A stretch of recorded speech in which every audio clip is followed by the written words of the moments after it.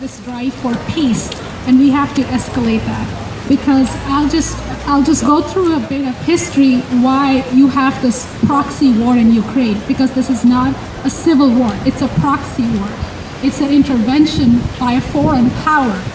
And you have this because last year you had the Yanukovych, who was the Prime Minister of Ukraine, rejected the deal to join the European Union. Because who would want to join the European Union?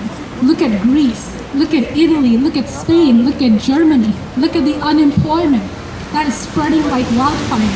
When you're having leaders like the Italian labor minister saying that the youth should not be too choosy. They shouldn't want permanent jobs. They should get used to temporary jobs because that's the way it's going to be.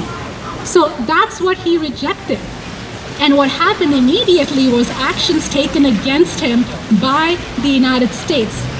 And what happened was a coup in Ukraine in 2014, which is the best documented coup in world history that the CIA conducted, that the United States State Department conducted. Better documented than any other coup in world history, better than Iran, better than Chile, better than Lumumba in Africa, because this is well documented because we have it on YouTube. We have the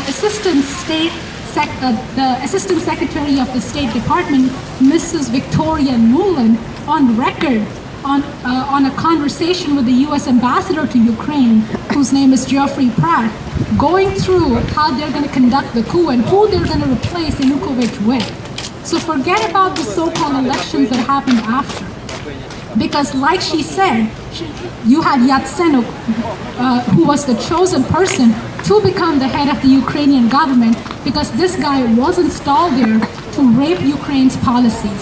And not only him, you had a bunch of Nazis installed in the cabinet of Ukraine, members of the Svoboda Party, Right Sector Party, members of the Banderist organizations that actually worked with Adolf Hitler to conduct ethnic cleansing in Ukraine in 1940. So this is something Canadians have to realize, that Harper is backing Nazis in Ukraine.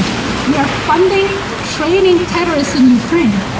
And last week's decision by Obama to give lethal weapons to Ukraine to defend itself is a total joke. And that should scare everybody.